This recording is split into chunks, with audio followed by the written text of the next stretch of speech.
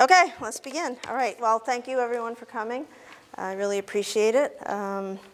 It's been quite a journey with this book. This was my doctoral dissertation back in the early 90s. So these spasmodics have been part of my life since I was in my mid-20s.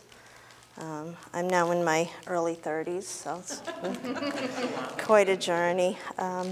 So I've given everybody a couple of handouts, and I'm not going to read them, obviously, but you can come back to the handouts if you have any interest in this topic. It's rather complex, so rather than read a lot of poetry and stuff, I'll just let you look at it on your own. So, as a couple people asked me earlier, what is spasmodic poetry? What are spasmodic poets? What do you think of when you hear the word spasmodic? Most people laugh. Many people think I made it up. They don't think there's any such thing as spasmodic poets, but I assure you there are. So what does it mean to you? What do you think of? Spazzing out. Spazzing out, yep. Discombobulated. Discombobulated, yep. Clumsy. Mm-hmm. Well, officially it means occurring in brief, irregular bursts. And it also has to do with like physical twitches and convulsions. Right, as in epilepsy, which is interesting because one of the poets did develop epilepsy later in his life. It also, in Victorian times, had the connotation of effeminacy. So since the poets were all male, it was sort of a way of calling them effeminate and insulting them. So it had those two different meanings. So, the bursts, meaning verbal bursts. So you would have this poetry that, and you'll see if you look at the poems I've recreated for you. It goes on, and all of a sudden there'll be like this amazingly bizarre metaphor in the middle. So that was sort of where it came from. The reason they were called spasmodic poets was because a particular rival author coined the term. And that's actually the first thing I put on the handout. This is the infamous passage that the author, William Ayton, who was writing under the name Percy Jones, coined in order to make fun of them. So, he wrote, "It is my opinion that all worthy poetry must be spasmodic." But it's a joke, like the whole thing is just a parody, but I'll get into all that. So anyway, that's where the word spasmodic comes from. I did not make it up. It has been around for a while. How I got into it was, as most of you probably know, I have a passion for all things Victorian, and I have a passion for Gothicism and minor authors and obscure, weird poets, ephemera, and things like that, and especially the Brontes. And the Brontes were kind of the way I got into these poets, because one of them, Sidney Dobell, who's the guy with the crazy hair, actually knew the Brontes, or he knew Charlotte Bronte, and they corresponded for a while. A very interesting set of letters about their theories of literature and things like that. He was also one of the first authors who wrote a review of the Brontes, outing them as women.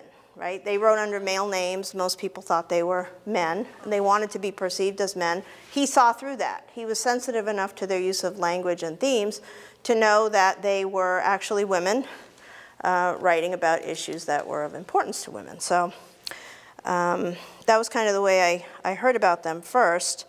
I actually did an article on his correspondence with Charlotte Bronte, and they're also mentioned in a few of the general histories of Victorian literature. They're more of a literary history interest than they are actual literary giants, because I'm going to be honest here, their poetry's not that great.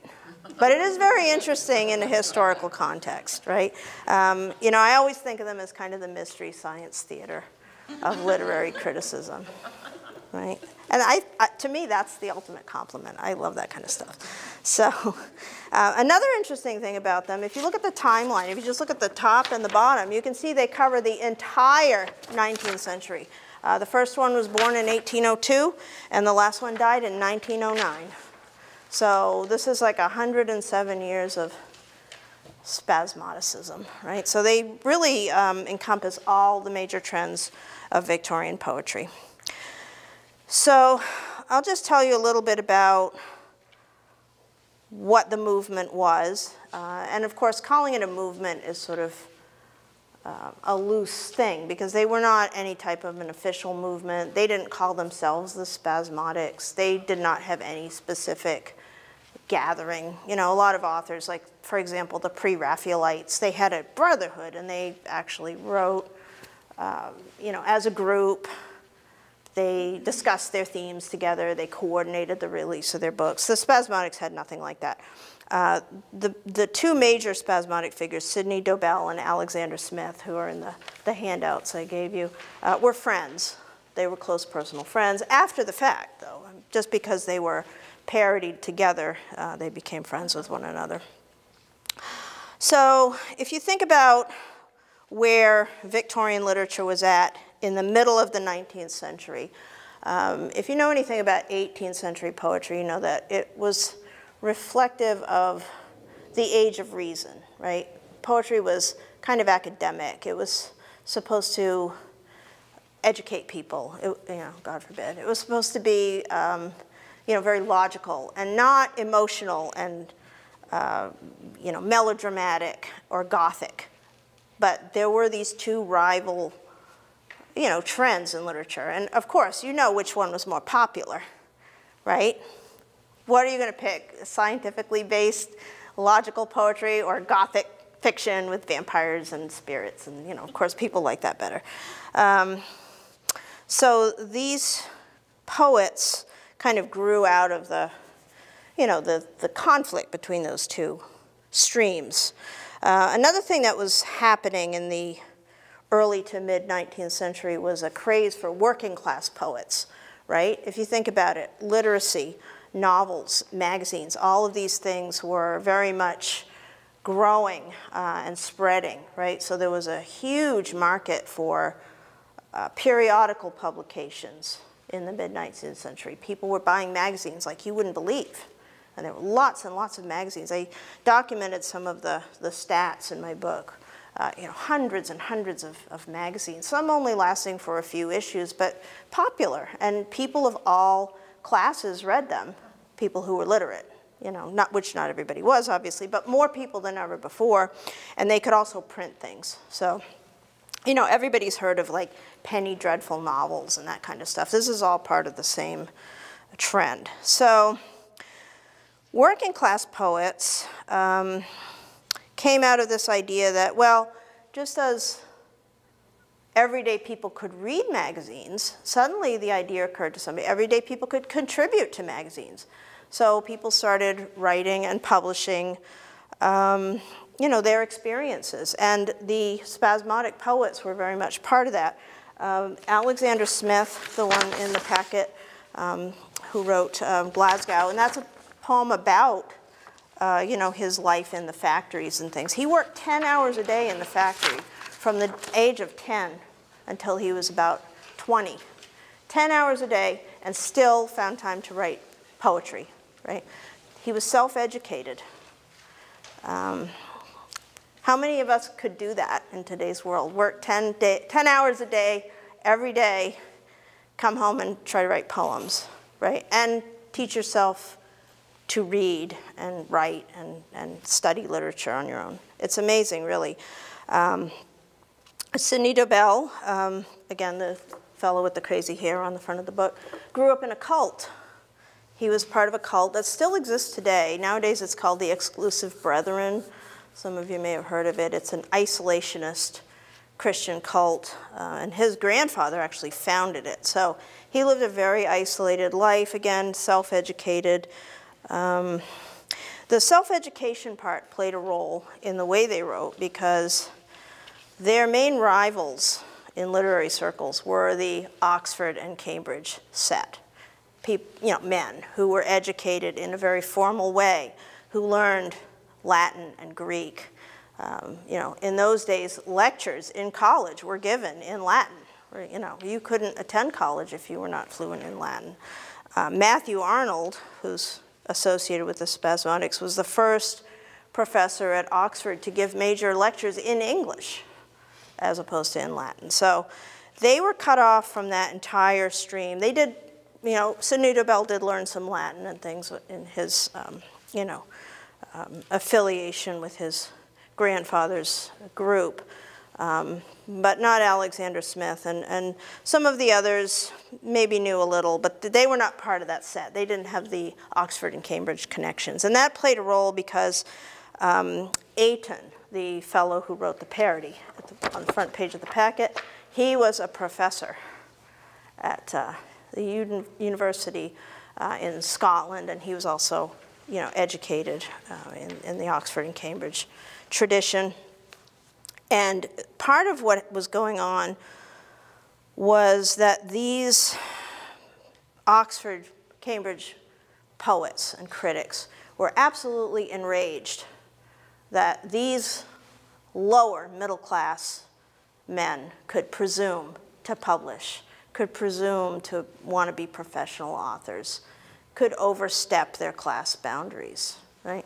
So there's this undercurrent of, you know, kind of this vicious class warfare going on, which I think gives the story of the Spasmodics a little extra drama. And it is very dramatic. So basically what happened was these two in particular, Sidney Dobell and Alexander Smith, contacted a clergyman named George Gilfillan, who was a frequent contributor to some of these magazines we mentioned. And George Gilfillan was a very liberal-minded clergyman and aspiring critic, and he did some writing himself. He was a little different than many critics of his day in that he championed working-class poets, he championed women, he was very open to all different kinds of writing, and he welcomed people to send them manuscripts, and he would try to kind of act as a literary agent, which was a lot easier in those days than it is now. So he got Alexander Smith and Sidney Dobell published, and in order to do that, he sort of wrote articles, you know, puffing them up and praising them and, you know, making them sound like, oh, these are great literary discoveries, which had two effects. One, it did make them quite popular with the public. They did actually attain followings, sell lots of copies, were asked to, you know, speak at various functions and things like that. But it got these other guys like really angry, you know, like who is he to be publishing working class people, factory workers, women, right? You know, nobodies. They don't even write in Latin. Good Lord, what is this guy thinking, right? So they enjoyed a few years of this intense popularity, and then W.E. Ayton, the guy who wrote as Percy Jones, decided, I'm going to put a stop to this. So he wrote this book called Vermilion. It's on the back of the packet. You can see the cover. And I've sort of reproduced a little bit of it. Yeah, you can take these in hand now. On the front. So this was the famous preface. And the whole idea was that he was just going to make fun of every aspect of the Spasmodic. So I've recreated the beginning of kind of the quintessential Spasmodic poem, Balder, and then the beginning of Vermilion. And you can see they're almost exactly the same. Like, it's outstanding as a parody, right? It really hits the mark because everything he made fun of really was a serious flaw in these poems. It was also what was great about them. I mean, they're just goofy, gothic, you know, weird, you know, crime dramas almost. You know, Balder is this aspiring poet, and it was written in all seriousness, and he wants to write an epic poem about death, so he thinks to himself, well, obviously, to write about death, I've got to go out and kill people. I mean, you know, who wouldn't? So he does. I mean, it would have been a perfect Gothic novel. But because it was presented as a poem, and in those days, novels and poems inhabited very different spheres, right? Because it was a poem, it was considered that, you know, it should have some educational value. And it shouldn't just be for entertainment purposes. So this was kind of, what got him into trouble. The other mistake he made was setting it in contemporary times. Obviously poems about madmen and murderers were tolerated in Victorian times. Robert Browning, everybody knows Porphyria's Lover, where he wraps the hair around her neck and strangles her. That was a bit controversial in those days, but he got away with it because he didn't specify when it took place. Like they were willing to accept crime poems, but they had to be set in the Middle Ages or the Renaissance, right? My Last Duchess, everybody knows that poem, had his wife killed, but it's clearly in the Renaissance. So the Spasmodic set everything in Victorian times, and it just was so shocking to people. They both loved it and hated it at the same time. The closest thing I can think of in our own time is that book American Psycho. Remember that when that came out? It's kind of like that almost. People loved it, thought, wow, this is really interesting and creative, but at the same time, well, this is morally repugnant. We've got to shut this down. So it was sort of the same thing.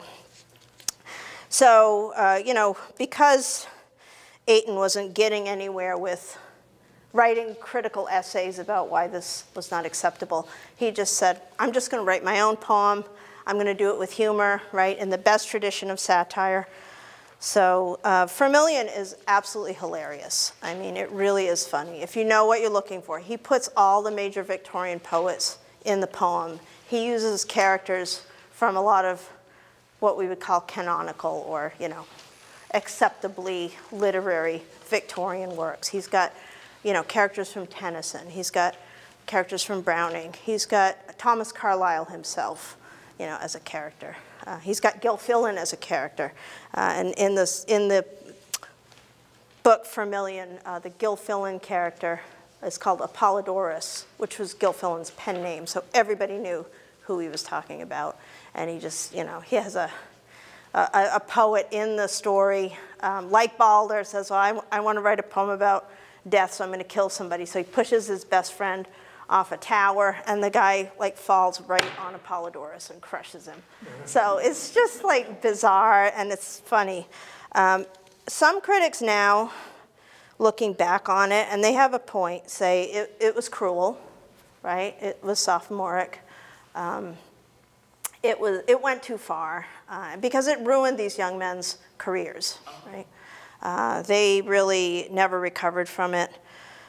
At first, they were flattered, right? So Dobell and Smith bonded over this and became very close personal friends. They were both living in Scotland at the time, and that's another angle, was the Scottish thing, right? So the Oxford and Cambridge set perhaps had a little bit of nervousness about Scottish poets in general, moving in on English poets' territory.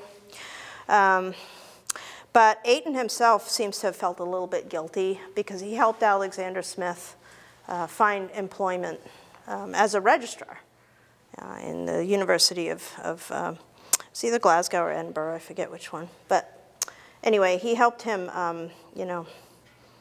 put his career back together. But he never made it as a poet, right? And Sidney Dobell, likewise, was also finished as a serious writer.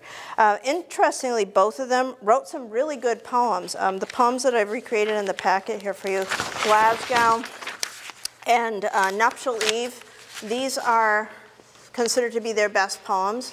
And I think if you read them, there's nothing wrong with them. They're perfectly good. But the fact that they were, already in the doghouse because of this parody ensured that they would never again be taken seriously as major writers. So they're really a story of failure, literary failure, which is one reason I like them because, what I mean by that is when we read Victorian poetry, we're only reading the ones that made it to the top, right?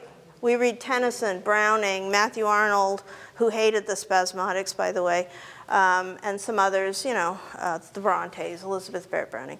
And we think, well, all Victorian poetry was like this. Everybody in the Victorian times was, they all, wrote this great literature. But they didn't, right? There's a lot that got lost. Some of it deservedly so. And there's a treasure trove of this kind of stuff, if you know where to look. So I think it's interesting because I think we can relate to them, right? We all try to write what we think is good. You know, when Dobell wrote Balder, he didn't think to himself, wow, this is going to be really bad. I can't wait to write it, you know. It's like, I'm going to like inspire parodies for the rest of my life. But, you know, he thought he was doing the right thing and making a statement. And, you know, it kind of fell flat. Interestingly enough, when Balder corresponded with Charlotte Bronte, he sent her a draft of Balder, and she said, "It's horrifying. It reminds me of this horrible character my sister created named Heathcliff." Yeah, and he is like Heathcliff. So I always say if he had written Balder as a novel, it might be as celebrated as Wuthering Heights. It's sort of the same creative impulse to create the anti-hero, right? To kind of get into the psychology of somebody who's a psychopath or a sociopath, right? We love that kind of stuff in today's world, right? But it wasn't accepted then. He was a little bit ahead of his time, I guess. And he did make a big mistake by working in poetry. Interestingly enough, Alexander Smith, later in life, decided to write novels. And he actually made a decent living writing sentimental novels, none of which are read anymore today. And I admit I haven't read them. I'd like to someday to see what they're like. But apparently, you know, they're just kind of popular fiction kind of thing, nothing special about them. But I also think they're interesting because of the class issues, you know. This whole idea of these lower middle class, self-educated, and even lower than lower middle class in the case of Alexander Smith, you know, factory hand, desperately trying to earn a place, right, among the professional writers of the day. And here we are still talking about them. So they did succeed to some extent, right? But the emotional and financial pain that these other writers caused them, I think it's a very dramatic story. The story has a villain, right? Percy Jones, or Ayton, is the villain of the story. You know, he spared no expense in going after these people. So I also think they're interesting, and this was sort of my original approach when I wrote this as my dissertation, because canon studies was all the rage back in the early 90s. You know, how do we decide which poems and novels are worth studying in an academic setting? Which ones make it to the Norton Anthology of Poetry, right, or whatever the contemporary version of that is? Which ones are, you know, the ones that we should go back to and try to, you know, mine for cultural information or whatever? And, you know, believe it or not, those things are very politically determined, right? In this case, Matthew Arnold, right, a poet which you've probably all heard of. He wrote Dover Beach. It's his most famous poem. You know, he was a professor at Oxford. He wrote a lot of articles and put out a lot of anthologies, as did some of his relatives who were, you know, had literary training. And these were the types of things that were distributed in schools. That's what determines what we study, right? What has been studied in school, starting in the 19th century. And it's really only in the past few decades that scholars have started looking around, trying to see, you know, maybe there are other things we could look at, you know. And of course, one group that does that are doctoral students, right? You're always trying to look for something new to write about, some poet who hasn't been written about 10,000 times, which I admit is kind of what drew me to these fellows. They're more popular, you know, among graduate students than they've ever been, you know, among critics. So there are a couple of dissertations besides mine that have come out about them. But believe it or not, this is the only book that's been published on this group of poets, right? So I managed to do something many other grad students can't, which is find something new to write. Both of my books, I found something new to write about, right? Gothic romance novels, and now the Spasmodics. And they're more connected than you might think. So what that says about my personality, I'm not sure, but I'm just going to take it as a positive thing, right? So, they were all dead, you know, by the middle of the 19th century.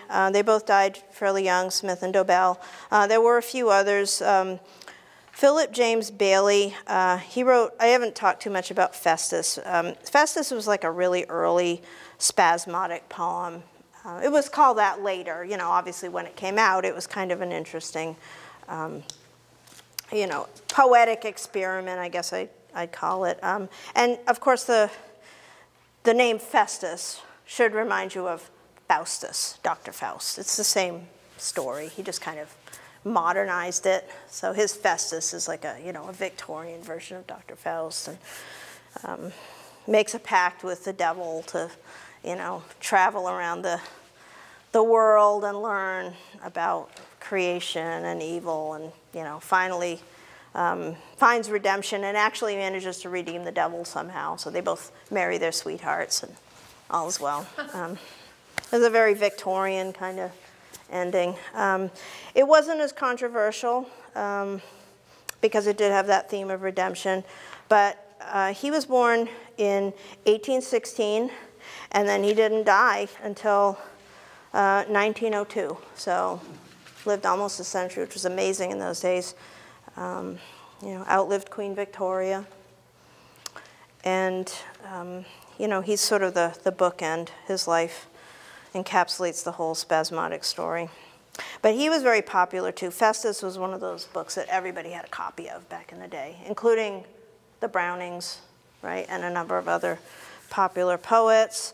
The legacy of the Spasmodics lived on. Tennyson, of course, thought of as the greatest Victorian poet, was called a Spasmodic, right? And he was certainly familiar with their work. Everybody was in those days. He used a lot of their techniques in some of his own poems. He just did it better, right? If you look at that Nuptial Eve by Dobell, I mean, it has a Tennyson kind of sound to it. You know, Tennyson was very much into rhythm, right, and sound.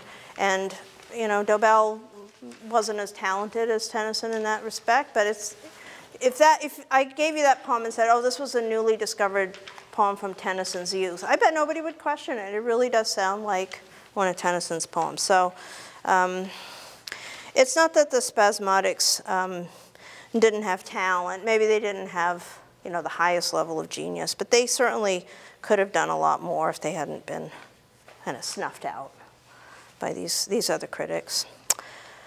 So Tennyson, you know, carried on with some of the spasmodic tradition.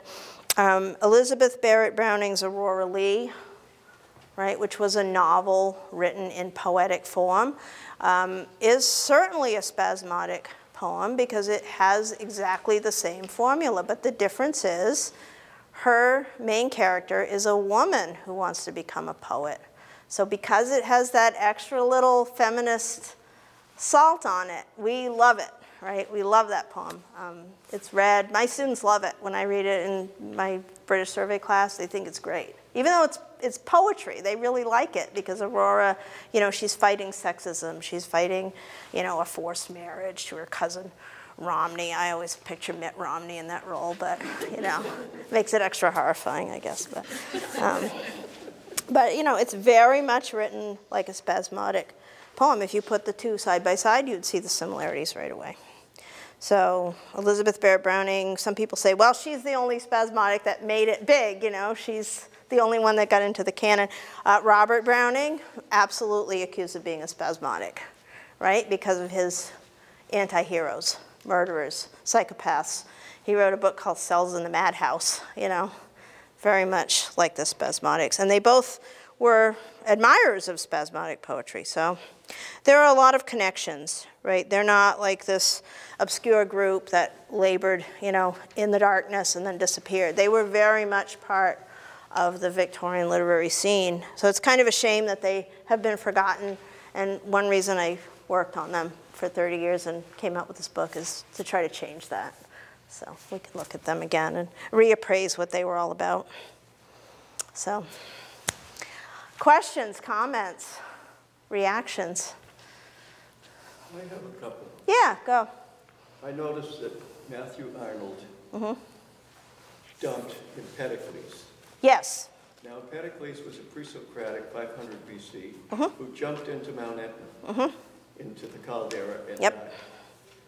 So are you saying here that he removed that poem? There was a poem about Empedocles? Yes, he removed that because he felt it was too spasmodic. That's yes. very funny. It's amazing, yes. And if you look at the preface to the 1850 edition of Arnold's poems, he explains why he did it, right? The preface was all about what he thought good poetry should be and what it should not be. And what it should not be was Empedocles, going into a fit of narcissistic angst and flinging himself into a volcano. That was such a spasmodic thing to do. Crazy. Now the second thing is, the best bad poet in the English language was William McGonagall, who wrote about disasters. The most famous was the Tay Bridge disaster. He was from Edinburgh, Scotland. Ah, okay. It starts something like this. "O beautiful railway bridge of the Silvery Tay, alas, I am very sorry to say." And it goes on for 8 stanzas, and it's all about the bridge coming apart with the train going across. It's hilarious. It's so funny. You ought to check it out. Yeah. The Tay Bridge disaster. Unintentionally funny, I'm But he didn't assuming, get mentioned in your list. Nope, I never heard of it. That's something I just learned. Thank you. Okay. So there's your book, Art. Yeah. Go for it. Yeah. Yep. Yeah, the Scottish connection, might be worth investigating there. Because the Spasmodics were very much associated with Scotland. And Alexander Smith actually became, a very Scotland-oriented author toward the end of his life. He didn't have a long life. He died of typhus in 1867. So when the Spasmodic controversy erupted, he only had, a couple decades left. But, he did try really hard. He wrote essays. He wrote poems, some of which are quite good and are celebrated in Scotland to this day. And he wrote these novels, right? So yeah.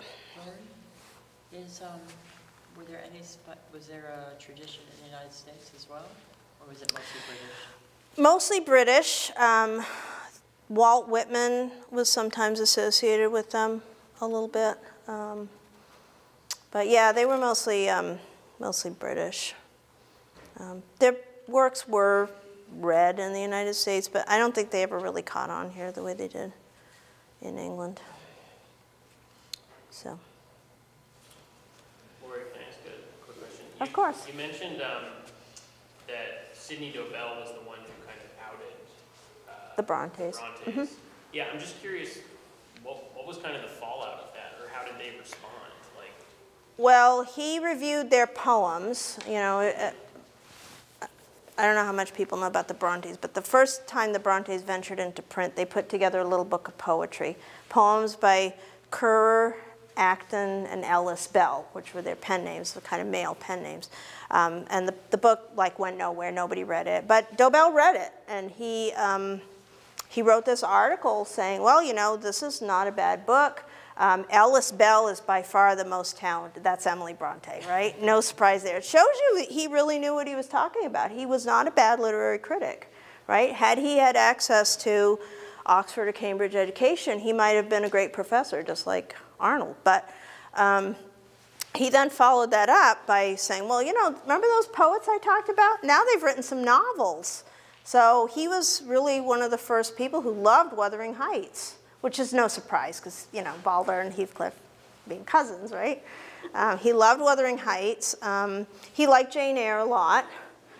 He didn't say too much about Anne Bronte, but he was under the impression that they were all the same person, right?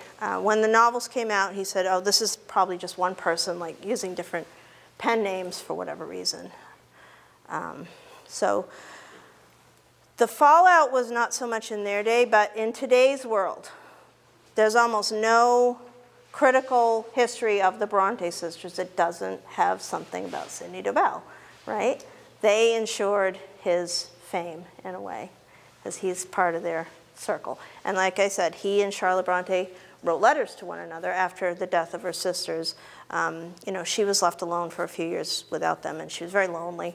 So she reached out to a lot of different authors, and she said, you know, I remembered when you wrote this article, you praised my sisters, and that really means a lot to me because, you know, they're dead now. So some new editions had just come out, so she sent him editions. So they started this little correspondence. So, yeah. So he lives on.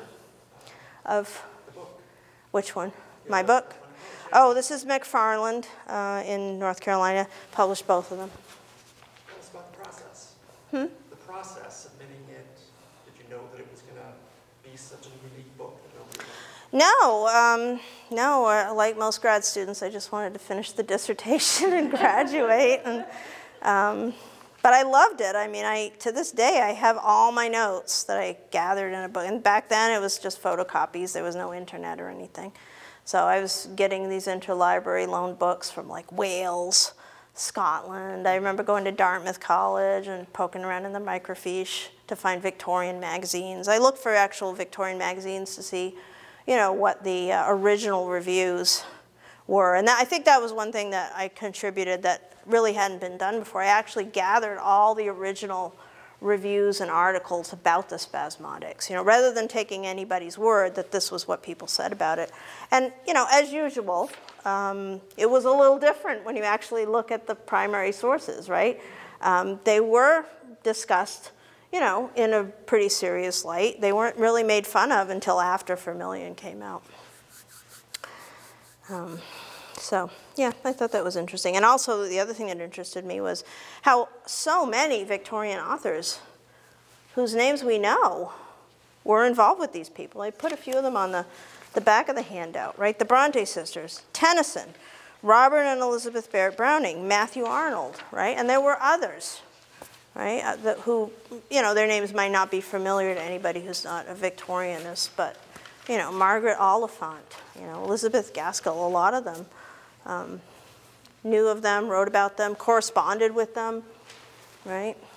They were invited to different literary gatherings. They met some of these people. And if you think about it, Alexander Smith went from being a 10-year-old factory hand to the registrar at a university, right? So that's an amazing story. And he did that just by hard work, you know, and a little bit of help from Gilfillan. It's kind of miraculous when you think about what was in place in those days, preventing people from advancing beyond their assigned class, right? It was different in England than it is in America. We like to think in America, well, you know, if you try hard and you have talent, you'll be recognized. And that was true to some extent in England, but there were definite barriers there. The Oxford and Cambridge degree being a big one for literary aspirants. Yeah. I remember that this was sort of your pandemic project. Yeah. Because I remember you telling me that after you published The Gothic Romance Wave, that you got contacted by the publisher to do a book of the Spasmodics. And I remember gathering a lot of articles. You did, yes. That's why Nancy's name is in the front of the book, because she went above and beyond. But I do think that you did the bulk of the writing, like, when you were at home. Definitely. The basis of it is my old dissertation, because thankfully nobody really added much to it in the past 30 years, because nobody really works on these poets. So there have been a few critics who, you know, are kind of trying to reinterpret them. But I wasn't so much worried about interpreting the poems as just telling their story, you know, what the poems mean, you know, how they relate to one another, what the metaphorical meaning might be. I didn't worry too much about that, because I think their story is primarily one of cultural and historical significance rather than literary. I don't think anybody will ever find these poems and go, oh my God, this is such a good poem, who knew? With some exceptions, you know, like the ones that I've reproduced here. Those were very well praised in their own time. And the Nuptial Eve, Dante Gabriel Rossetti of the Pre-Raphaelites, that was his favorite poem. He loved that poem. He said if only Dobell wrote every poem like this, he might have been the greatest voice of our age. Right? He loved that poem. So you may or may not agree that it's as great as all that, but you know, that's pretty high praise coming from Rossetti, who was an outstanding writer in his own right. So, yeah. In the 19th century, poetry was very popular, and books of poetry would sell out the show. Yeah. Among upper to right to middle class. Middle class especially, yeah. In the 21st century, my question to you is poetry dead? I think it probably is, yeah. What does that mean? I mean, I don't think people can sell books of poetry anymore, right? Okay. I mean, how many of you have gone to Barnes & Noble and go, where's the poetry section? I want to read some part. Textbook, yeah, right. Outside of academic. Yeah, exactly. But how many of us have gone to a poetry slam? I Yeah. A lot more, sorry. Yes. Thank you. Yes, that's true. Right, but isn't that more of like oral, you know, an oral art form than a written, I don't know. Performative, yeah, there's a performance component. Music can be looked at that way. Yes, sure, yeah. And at the inauguration, there was a poet. Yes. I thought of that. That was a big moment, wasn't it? Yeah, yeah. So, I don't know. Maybe for the moment it's kind of moribund, but maybe it'll pop up again, I don't know. But it certainly has a very different function in today's society than it did then. Victorians were not afraid of poetry. Poetry was just part of an everyday thing. They memorized poetry. They wrote poetry about all different kinds of subjects. It was an everyday kind of thing for them. Really? So, pardon? Everyday kind of thing? In what sense? In Victorian times, yeah. I mean, everybody read poetry. Everybody, right? Families would gather in the evening and read poetry because they didn't have TV, right? They didn't have YouTube either, believe it or not. Our students would be shocked, like, no YouTube? What? How could they live in these barbaric times? But yes. Oh, and interestingly, in the factories, like where Alexander Smith worked, there was a tradition. If you were working in a factory room with like 3 or 4 people, maybe one of you could read. So the others would give you like a penny from their salary, so you would read to them while they worked. Isn't that amazing? Oh, wow. They would read poetry to one another while they worked. And this was one way they learned how to read and write.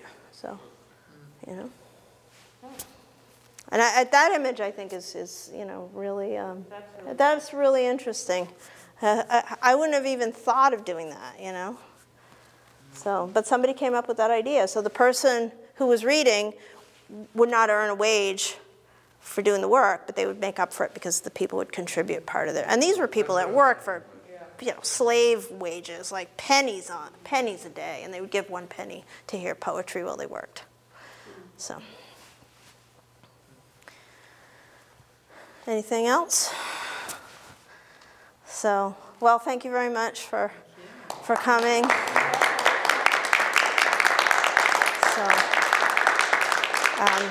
both of them will, this book is available in the library here, and this one's on the way. Nancy's ordered it, so you'll be able to read it. Could you talk about how you get your books published? Yeah, I just, I found some books, you know, on my own shelf that seemed to be of the type of genre that I wanted to publish, and I thought this press might be interested in my work. So this book, I actually contacted the press and said, hey, I've recently completed a work of literary criticism, which was my sabbatical project last time around, and would anybody there like to read it? So they sent me the name of a particular person, and I sent a proposal, and I think 2 days later they sent me a contract. And then once that one was done, then they said, do you have anything else? So I said, well, you know, I do have this dissertation that's been On the Spasmodic. and they liked it. It's different, yes, it's different. Well, first they said, well, we don't know if anybody would really want to read about that. It's so obscure. And I said, yeah, I completely understand. But then they wrote back and said, well, you know, we were thinking it over, and that actually might be a selling point that it's so obscure. Yeah, there's nothing else like it. If somebody types in spasmodic poetry in Google, your name comes up. Yes. Yep. That's it, yeah. That was my email address when I was in grad school, Spaz. Yeah. Yeah, and that's, people would say, why is that your email address? Do you mean spas, like, you know, hot tubs? And I'm like, no, spaz, like Spasmodic. And they're like, there's no such thing as that. I'm like, no, there really is.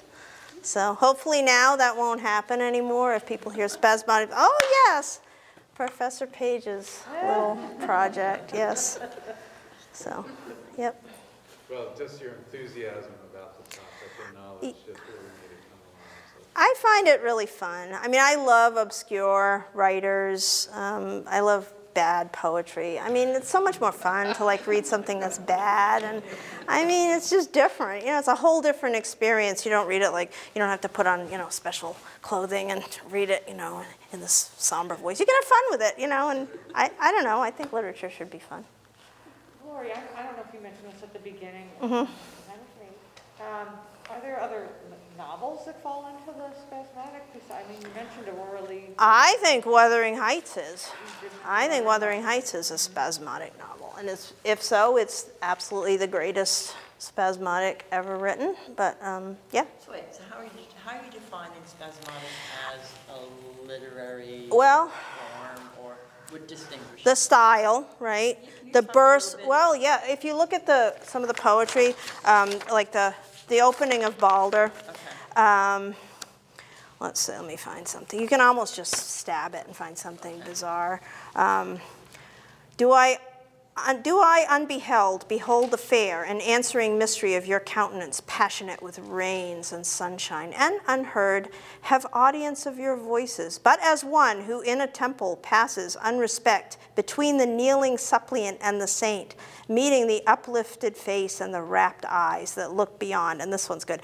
Am I but as a fly touching the vestal beauties of a maid unshidden, intimate by how much inferior, right? And doesn't that remind you of John Donne's The Fly, right?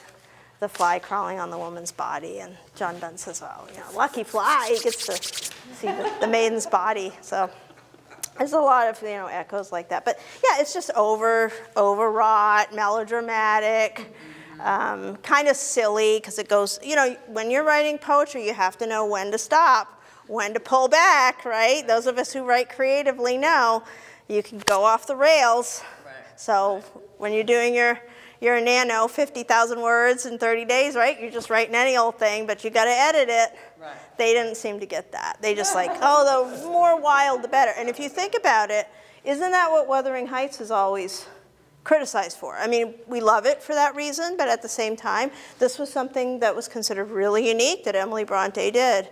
Right? She went off the rails, and she had a lot more talent than some of these guys. I mean, she was just a master of using just the right word, you know.